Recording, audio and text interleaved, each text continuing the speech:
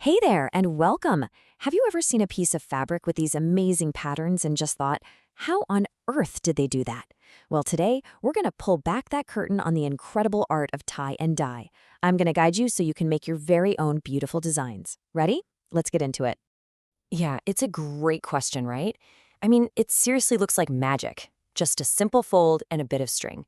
But I'm telling you, by the time we're done here, you'll see it's a super simple, incredibly fun process that, trust me, anyone can get the hang of. Okay, so first things first, let's get into the main idea here. This isn't just about splashing some color around. Nope. This is actually a really old art form called resist dyeing. And people have been doing this for centuries all over the world. It's gone from this ancient craft all the way to modern high fashion. So here's the big secret, right? The real magic is all about where the dye doesn't go. See, when you fold or twist or tie up the fabric, you're basically creating little walls. These resists, as we call them, physically stop the dye from getting to those spots. And that, right there, is how you end up with these unbelievable, totally unique patterns. And man, this technique has such a cool history from all over the globe. You've got Adiye in West Africa with those deep, rich indigo patterns. Then you hop over to Japan and see shibori, which is all about these super intricate, delicate designs. And of course, now you see it everywhere, from fashion runways to the amazing, vibrant fabrics you'll find right here in our own Kenyan markets. It's a living art form, for sure. All right, so we've had our little history lesson, which is awesome. But now it's time to get our hands dirty. If you want to be a tie and dye artist, you've got to have the right tools. So let's go through the essentials. Your creative toolkit. And you know what? The list is actually pretty simple. You'll need your fabric, of course, your dyes, and you can grab natural or synthetic ones, up to you, and then something to tie with, like good old rubber bands or some string.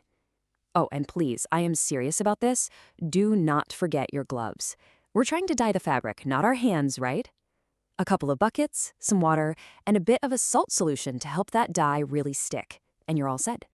Okay, let's talk fabric for a sec because this is super, super important. If you want those really bright, popping colors, you have to go with natural fibers. Think cotton. Why? Well, natural fibers are kind of like a sponge. They just soak that dye right up. But if you try this with synthetic stuff, the dye just kind of sits on top. You'll end up with really pale colors or maybe no color at all. So yeah, natural fibers all the way.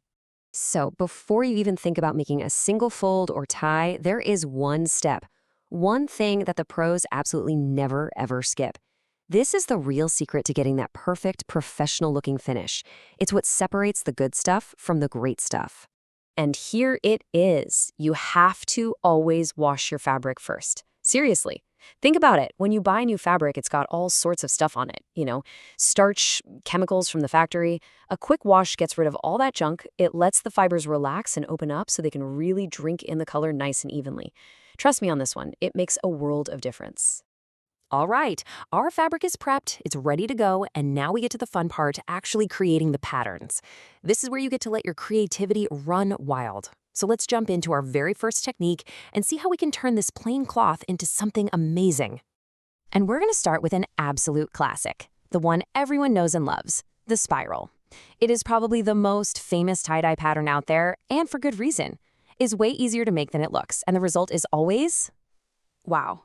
It's literally just 3 easy steps. You'll take your damp fabric, pinch it right in the middle, and just start twisting. Keep on twisting it until it forms this tight, flat circle. It kind of looks like a pizza, actually. Then you just wrap it up with rubber bands, making sure they cross over the center to keep it all nice and tight. And boom, that's it. You've just set up a perfect spiral. Okay, so let's think about this for a second. If every rubber band creates one of those white lines where the dye can't go, what do you think happens if you add more of them? You got it! You'll get more of those fine white lines cutting through the spiral, making the whole pattern more detailed, more intricate. So go on, experiment. The more you play with it, the more unique your design's gonna be. All right, technique number 2, the fold. So if the spiral is all about those smooth, swirly curves, folding is how you get those sharp, clean, geometric patterns. We're talking stripes, squares, even cool triangle shapes. Now this one takes a little bit of neatness. First, you're going to fold it like an accordion, back and forth, back and forth. Once you have a long, tidy strip, you'll fold that strip up into a little stack of squares or triangles. Whatever shape you bind up at the end is the shape that's going to repeat all over your fabric, so try to keep those folds nice and even. Okay, just stop for a moment and picture this. A stack of squares?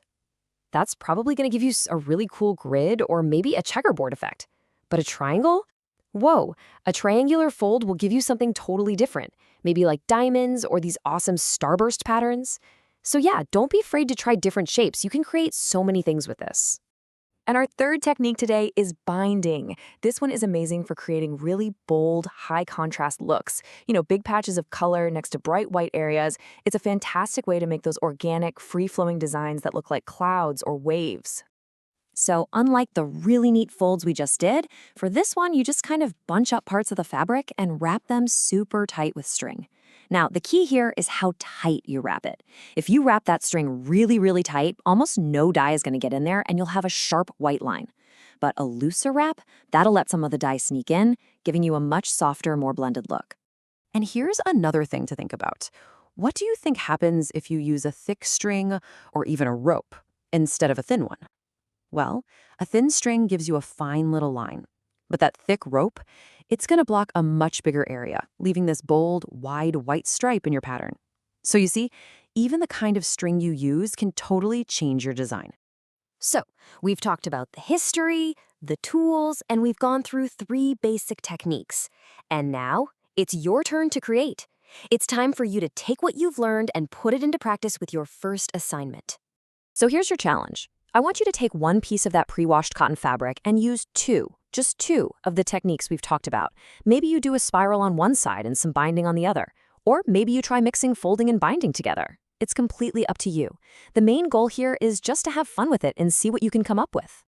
And as you're doing it, just keep these 3 things in your mind. First, we want to see that you understand the techniques. Second, show us your creativity. How did you arrange them in a new way? And third, just document what you did. Snap a few clear photos and just write a little bit about your process. We want to see what you made and hear how you did it. And I'll just leave you with this thought to get you started. Every single tie you make is a promise of a pattern. So, what will you create? The possibilities are literally endless. Now go on, have fun, and make something amazing. I really can't wait to see what you do.